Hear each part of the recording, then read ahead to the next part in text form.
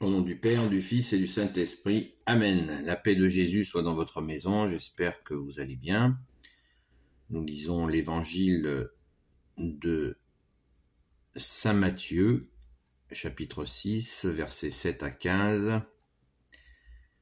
J'espère que la paix et la joie de Jésus sont vraiment dans votre cœur. Et si ça n'est pas le cas, eh bien, demandons à Jésus.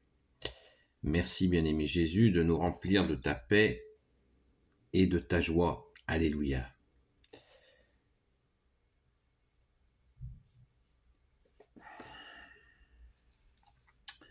Quand vous priez, pas de discours interminables comme en font les païens. Ils croient qu'à force de parler, ils seront entendus.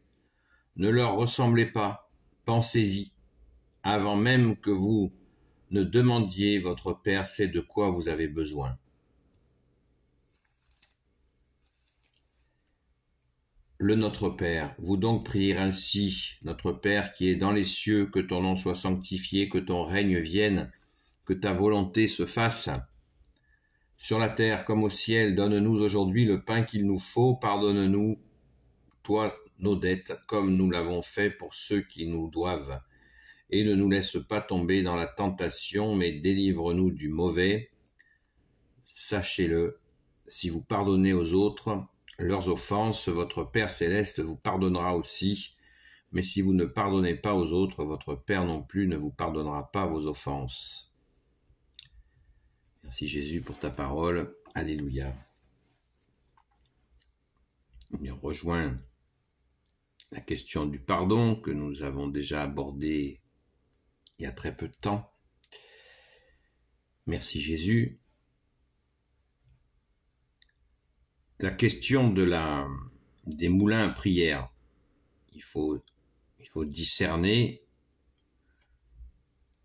parce que certains pourraient remettre en cause le chapelet, qui est une prière répétitive, en disant, on a là un exemple où la parole inspirée, eh bien, pourrait contredire une pratique catholique.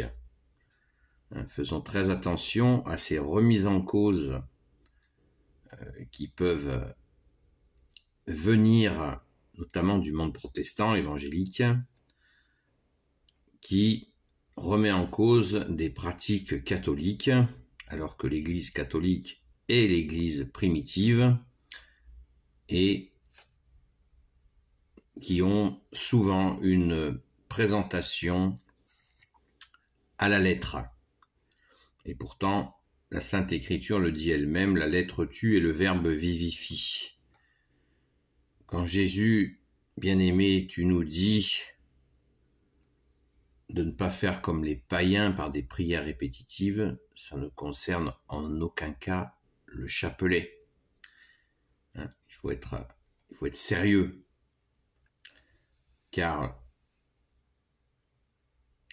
Jésus ne se contredit pas et sa Sainte Mère, Marie, notre Mère, ne contredit pas son Fils quand en 1500 quelque chose, elle envoie le chapelet pour prier, dans une situation très particulière où la chrétienté est menacée d'ailleurs par l'invasion ottomane de la marine ottomane qui risque de bloquer toute la Méditerranée, et une ligue chrétienne, une ligue catholique se met en œuvre, et toute l'Europe, sous l'impulsion de la Vierge Marie, se met à prier pour que cette bataille qui allait avoir lieu puisse permettre à cette ligue catholique de l'emporter. Ce fut le cas, et pourtant ils étaient à 1 contre 20.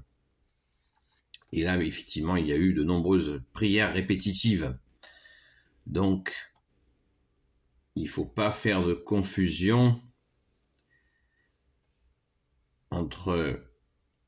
C'est pas parce que Jésus dit qu'il ne faut pas faire de prières répétitives que on doit abandonner le chapelet, bien entendu, puisque à chaque apparition de la Sainte Vierge, elle dit priez, priez, priez, priez sans cesse, priez, priez. Donc, il n'y a pas de contradiction. Pourquoi Jésus nous parle, fait référence aux païens? Parce que les païens faisaient des prières en direction de choses qui n'existaient pas. Envers un bout de bois, une pierre, un arbre, qui ne leur répondait pas, mais ils avaient dans cette illusion. Donc ça n'a rien à voir. Il ne faut pas confondre. Et c'est une invitation, bien évidemment, à comprendre, à prendre conscience dans la prière de nos demandes et de ne pas prier sans chercher à discerner nos situations, nos demandes. C'est très important, c'est absolument...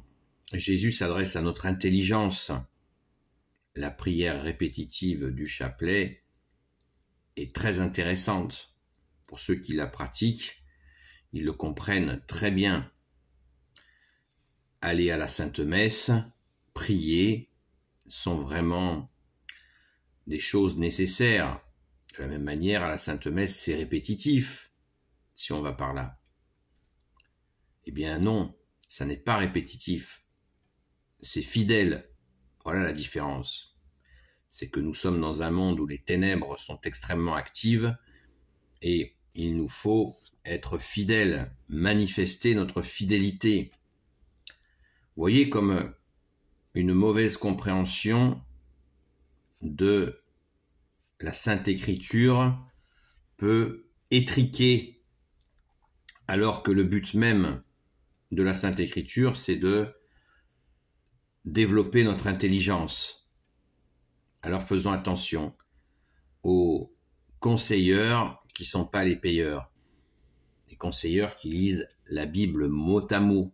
Comme je vous le disais récemment, il y a certains, quand Jésus dit à notre chère Sainte Patronne, Sainte Marie-Madeleine, le matin de la résurrection, va prévenir mes frères, ça veut bien dire mes frères les apôtres. Ça ne veut pas dire que la Vierge Marie n'est pas vierge et qu'elle a accueilli juste Jésus par miracle. Et c'est tout. Elle n'a pas eu d'autres enfants. Mais certains comprennent mes frères, vous voyez, au pied de la lettre. Ça n'est pas bon. Ça n'est pas bon. Et ça mène à plein d'incompréhensions, de bizarreries et des fois à des drames. Donc soyons attentifs à écouter la Sainte Écriture dans l'Église catholique. Trop de confusion. Il y a bien sûr des gens qui sont dans la nuance, mais il faut rester fidèle à l'Église primitive qui est l'Église catholique. C'est fondamental, c'est indispensable. Sinon, on peut aller de confusion en confusion. Jésus nous dit de pardonner. Eh bien, le pardon, c'est la liberté. Comme je vous l'ai dit, je vous invite à regarder la vidéo sur le pardon. C'est tout à fait clair. Jésus, en nous demandant de pardonner, eh bien, il nous donne la liberté. Alors, accueillons cette demande que Jésus nous fait de pardonner, mais avec lui. Nous ne pouvons pas pardonner tout seul. Il nous faut pardonner avec Jésus. Merci Jésus. Béni soit le Père, le Fils et le Saint-Esprit. Amen. Ô Jésus, toi qui peux tout et qui portes tout, toi le Sauveur, toi l'Emmanuel, je te confie toutes celles et ceux qui regarderont cette vidéo, ainsi que leurs proches, selon ta sainte volonté, ô Jésus. Sainte Marie, Reine des cieux, Saint Joseph, Sainte Marie-Madeleine, et vous tous les saints et saintes amis de Jésus, je vous confie toutes celles et ceux qui regarderont cette vidéo, ainsi que leurs proches, selon ta sainte volonté, ô Jésus. Et la paix de Jésus soit dans votre maison, et à très vite. il nous faut... je fais maintenant une petite explication pourquoi je demande à Jésus de vous bénir, et puis je continue après, ce que je ne fais pas d'habitude. Eh bien, tout simplement parce que je mets, depuis une dizaine de jours, je suis présent sur TikTok. Vous en avez entendu parler, j'ai mis au moins une année de discernement pour savoir si j'y allais, en prière. J'ai prié, voilà, j'ai cherché à comprendre ta volonté, Jésus, savoir ce que tu souhaites faire, ce que tu souhaites tout simplement. Eh bien, depuis une quinzaine de jours, j'y suis. Donc, je vous invite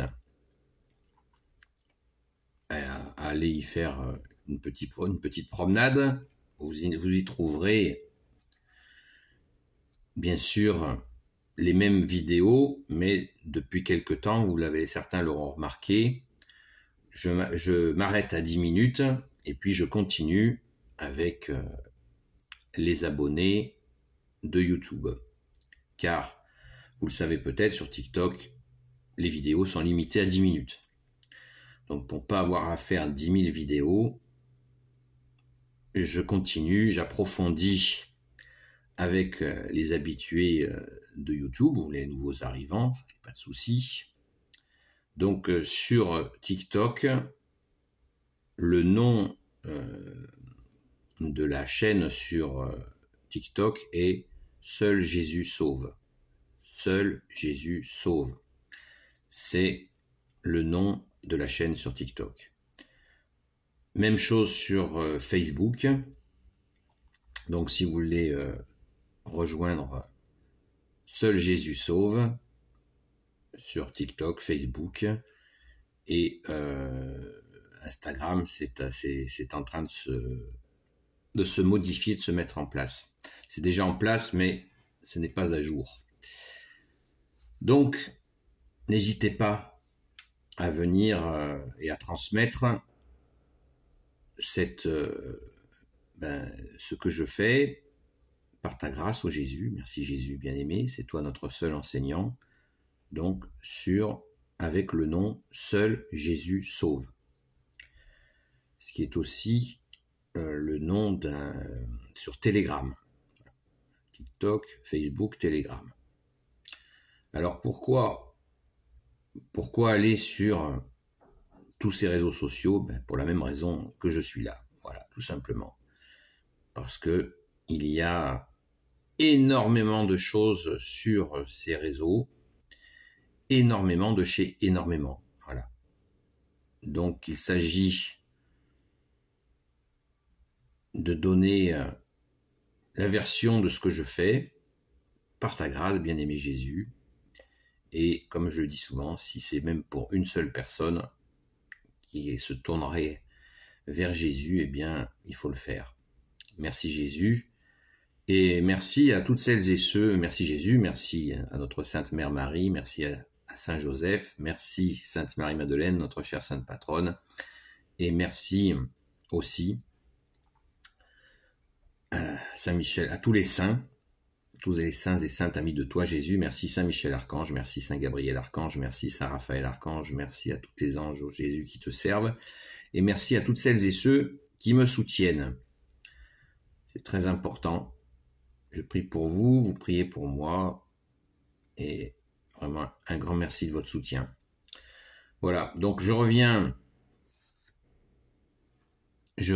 sur la parole, sur l'évangile du jour. C'est très important. C'est ce moment où Jésus nous donne le Notre Père.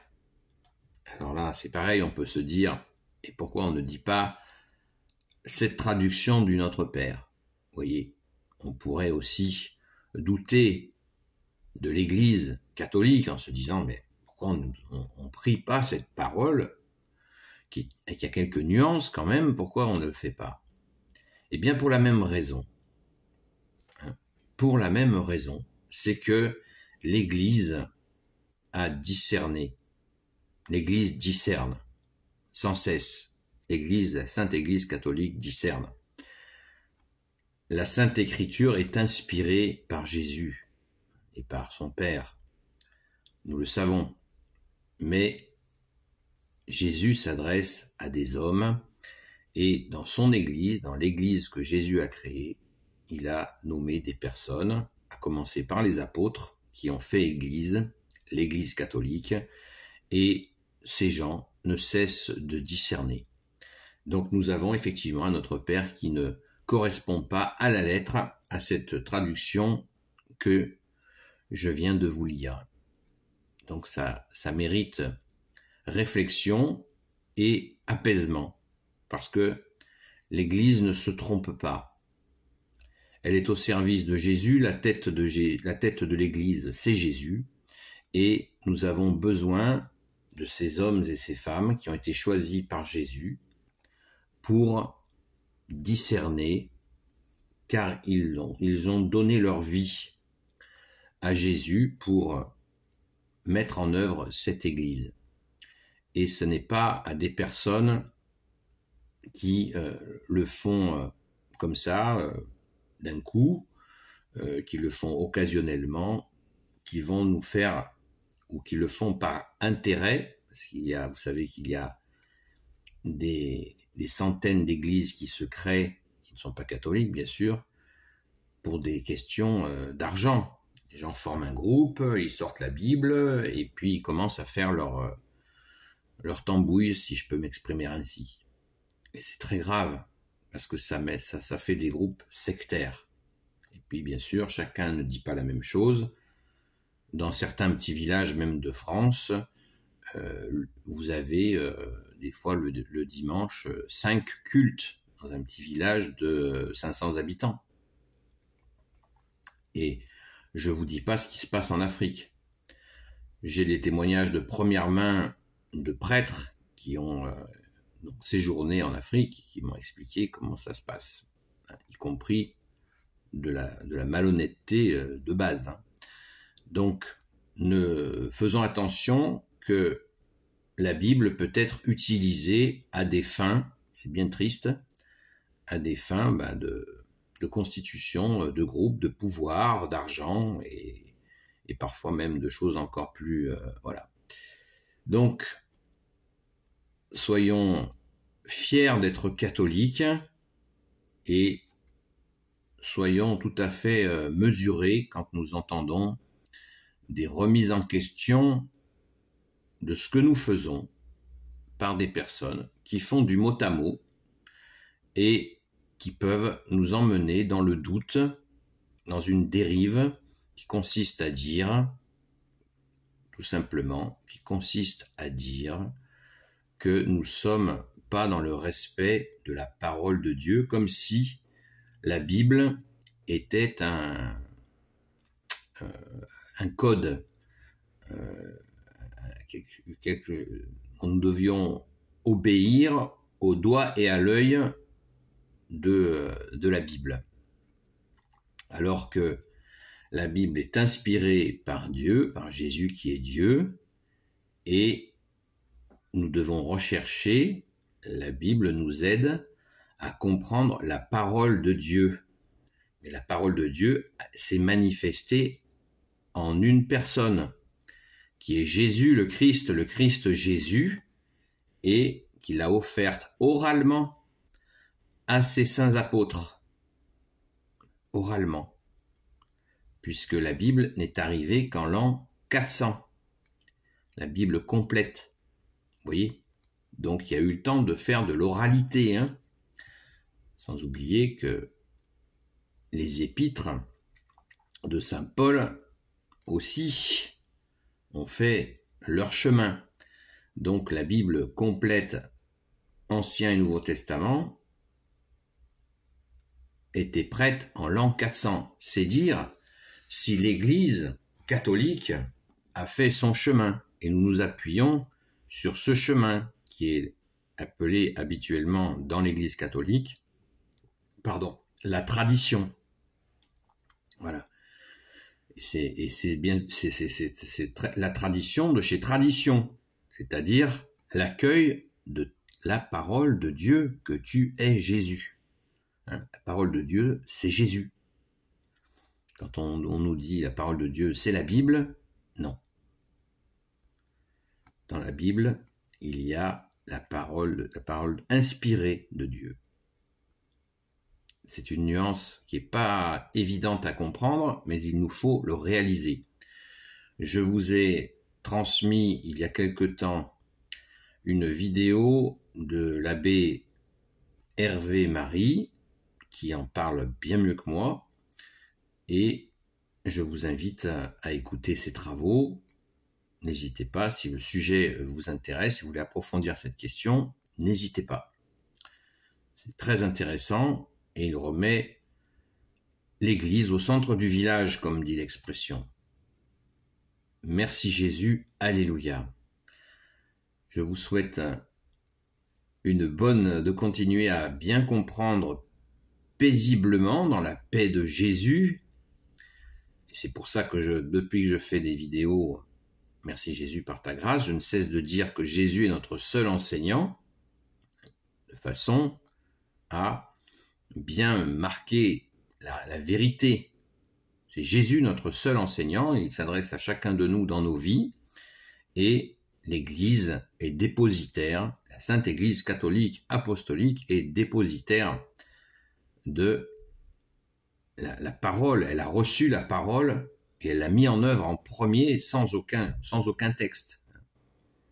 Les apôtres, comme le dit justement cet abbé Hervé Marie, c'était une formule excellente, il dit que les 4 rédacteurs de l'Évangile ne l'ont jamais vu, n'ont jamais vu ces écrits, leurs propres écrits, quand ils ont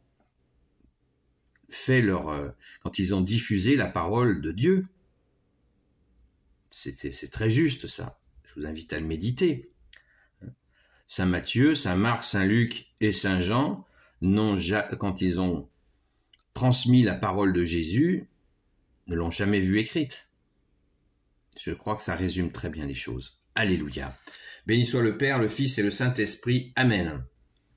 Eh bien, ô Jésus, toi qui peux tout et qui portes tout, toi notre seul enseignant, toi le Sauveur, toi l'Emmanuel, je te confie toutes celles et ceux qui regarderont cette vidéo ainsi que leurs proches selon ta sainte volonté, ô Jésus.